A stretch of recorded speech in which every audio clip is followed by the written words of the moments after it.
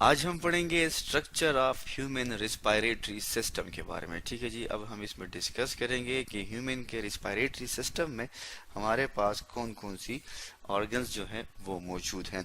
तो सबसे पहले अगर हम बात करें तो हम ये कहते हैं कि ह्यूमन, अगर हम बात करें ब्रीथिंग की, ठीक है जी, किसकी बात करें, ब्रीथिंग की अगर हम बात करें तो हम ये कहते हैं कि ब्रीथिंग में ह्यूमन बींग्स के पास, या अगर हम ब्रीथ करते हैं तो उसमें जो हमारे पास जो ऑर्गन जो है वो इन्वॉल्व हैं, जो हिस्सा लेते हैं, वो होते हैं लंग्स। ठीक है जी, इसके अलावा जो है ये लंग्स जो हैं ये पेयर में होते हैं। ठीक है जी, दो होते हैं नॉर्मल ह्यूमन बींग्स में, हमारे पास जो लंग्स है वो दो होते हैं। ठीक है जी, और इसके साथ ही जो है, इसके साथ लंग्स के साथ साथ जो फर्दर ऑर्गेनेलिस होते हैं वो हमारे पास क्या होते हैं, ट्यूब्स होते हैं। ठीक है जी, प्लस हमारे पास क्या होते हैं, ट्यूब्स होते हैं।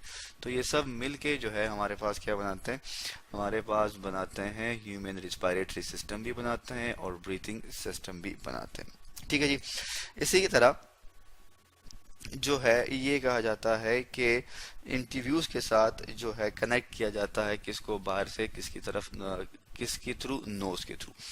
अब हम क्या करते हैं जी, अब हम एक डायग्राम ले आते हैं ताकि हम इस कंप्लीट स्ट्रक्चर को समझ सकें और हम इसमें इसे पढ़ने में आसानी हो। ठीक है जी, ये हमारे पास जी एक डायग्राम आ गई। ठीक है, आप इस डायग्राम में आप देख सकते हैं कि हमारे पास जो ह्यूमन रिस्पायरेटरी सिस्टम है वो कहाँ से जी शुरू होता है, वो हमारे पास शुरू होता है नोज से। ठीक है जी, ये जिसको हमने ये इंसर्कल कर लिया, नोज ये रीजन है, ठीक है जी, जो कि आपको नजर आ रही है, जहाँ से एयर जो है, हवा जो है वो अंदर जा रही है। ठीक है, आप देख सकते हैं। तो हम माउथ से भी, ठीक है जी, यहाँ पे अगर हम लिखते हैं दैट इज माउथ, जो माउथ का रीजन है वहां से भी हम सांस ले सकते हैं। ठीक है जी, और नोज से भी ले सकते हैं, लेकिन नोज से लेने के फायदे होते हैं। ठीक है जी, नोज से जो हमारे पास जो ब्रीथ है या जो हवा है वो जब अंदर जाती है तो उसकी दो फायदे हैं। ठीक है जी, एक तो यह है कि नोज में हमारे पास होते हैं हेयर, ठीक है जी, बाल होते हैं, प्लस हमारे पास म्यूकस प्रोड्यूसिंग सेल्स होते हैं। ठीक है जी, हम यहाँ लिख लेते हैं दैट इज म्यूकस, MUC। ठीक है जी, म्यूकस, म्यूकस प्रोड्यूसिंग सेल्स होते हैं। ठीक है जी, ठीक है, क्या करते हैं, हमारे पास म्यूकस प्रोड्यूस करते हैं, प्रोड्यूसिंग सेल्स। ठीक है, अब अगर हम बात करें हेयर की तो हेयर का क्या फंक्शन है, हेयर जो है हमारे पास ये क्या करते हैं, ये डस्ट पार्टिकल को या बैक्टीरियाज वगैरह को क्या करता है, ट्रैप करता है। ठीक है जी, जैसे कि हमारे पास क्या है, डस्ट पार्टिकल्स, ठीक है जी, और प्लस जो हमारे पास बैक्टीरियाज वगैरह होते हैं उनको ये क्या करता है, ट्रैप करता है। ठीक है जी, अब अगर हम बात करें म्यूकस प्रोड्यूसिंग सेल की तो ये क्या करता है, जो हमारे पास जो हवा बाहर से अंदर जाती है, ठीक है, वो वार्म होती है, तो उसे ये क्या कर देता है, उसे ये कूल कर देता है। ठीक है जी, तो जिससे क्या है, जो हमारा रिस्पायरेटरी सिस्टम है वो डैमेज नहीं होता। तो इसके अलावा अगर हम बात करें तो नोज को सेपरेट किया गया है किस चीज से, माउथ से। ठीक है जी, नोज को क्या किया गया है, सेपरेट किया गया है, जुदा किया गया है किस चीज से, माउथ से। किसके थ्रू, हमारे पास एक ऑर्गन होता है जिसे हम कहते हैं पैलेट। ठीक है जी, क्या कहते हैं हम उसे, सेपरेटिंग के लिए जो हमारे पास ऑर्गन है उसे हम कहते हैं पैलेट, PALATE, पैलेट। इसका फायदा क्या है, इसका फायदा यह है कि अगर कोई इंसान खुराक ले रहा है तो वो नाक से सांस ले सकता है। ठीक है जी, पैलेट का ये फायदा है। ठीक है, जो कि हमें यहाँ पे नजर आ रहा है, दैट इज द पैलेट। ठीक है जी, एक सॉफ्ट पैलेट होता है और एक हमारे पास हार्ड पैलेट होता है, जिसको मैंने ये पिंक कलर से कर दिया है, एनी हाउ हम इसको ब्लैक से कर देते हैं ताकि आपको समझने में आसानी हो। That is the palate. ठीक है जी, ये हार्ड पैलेट है और फिर ये सॉफ्ट पैलेट।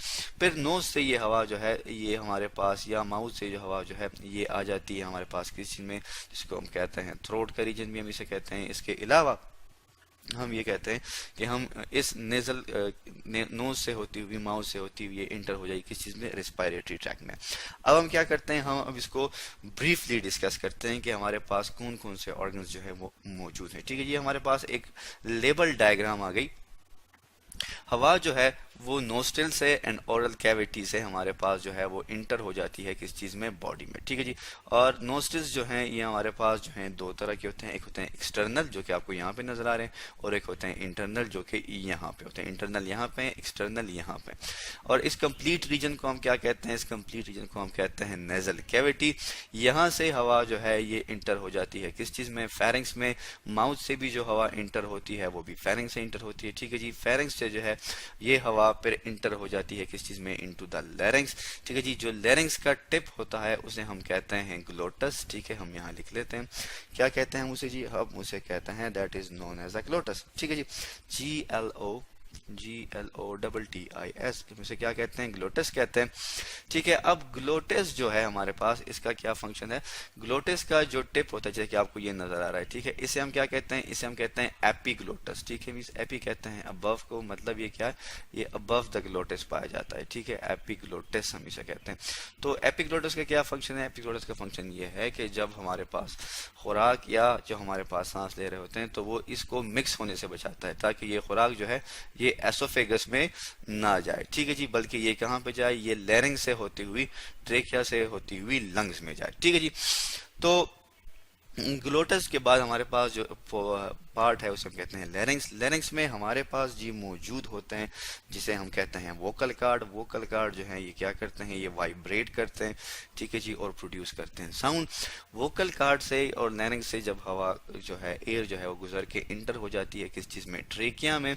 ठीक है जी, ट्रेकिया अगर आप देखें तो आपको इसमें ऐसे स्ट्रक्चर, ये सी शेप स्ट्रक्चर नजर आ रहे हैं। ये इसमें क्या है जी, ये इसमें है कार्टिलेज। क्या है ये, इसमें कार्टिलेज होती है जो कि क्या करती है, जो कि इसको कोलैप्स होने से, चिपटने से क्या करती है, बचाती है।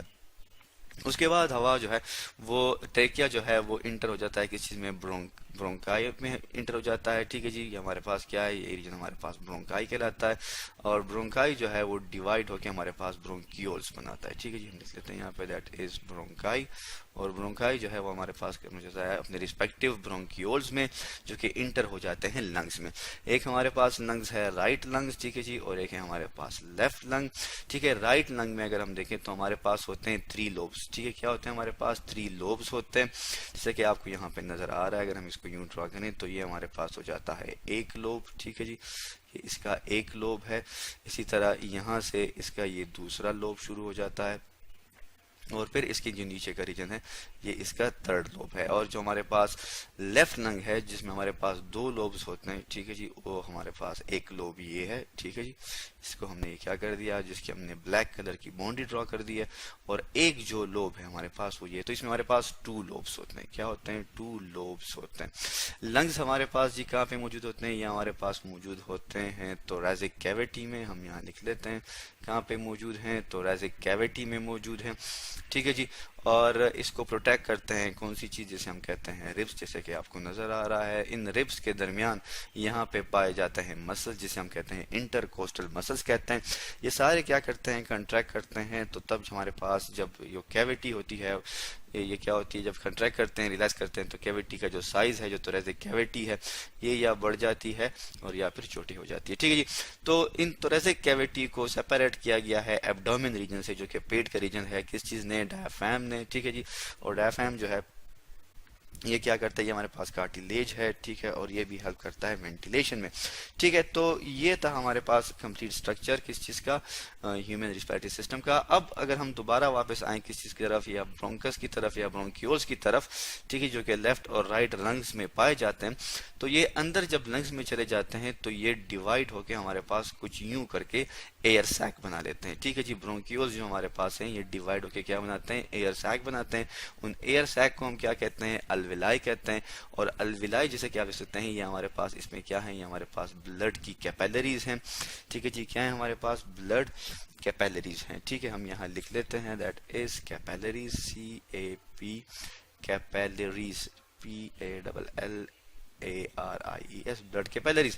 अब इसमें बहुत अल्वेलाई में हमारे पास बहुत ज्यादा ब्लड कैपिलरीज होती हैं, जिसकी वजह से जो है हम ये कहते हैं कि जो एक्सचेंज ऑफ गैसेस हैं वो यहाँ पे होते हैं। ठीक है, जैसे कि हमारे पास, हम इसको ब्लैक कलर से कर देते हैं, जैसे कि ये हमारे पास इस रीजन में जो है एक्सचेंज ऑफ गैस होते हैं। तो ये हमारे पास कंप्लीट स्ट्रक्चर था किस चीज का, ह्यूमन रिस्पिरेटरी सिस्टम था। अगर हम इसको जर्नली जो है, जो हमने डिस्कस किया इस पूरे डायग्राम्स के थ्रू, और हमने इसमें पढ़ा कि एयर किस तरह किस रीजन से पास होके जाती है लंग्स तक।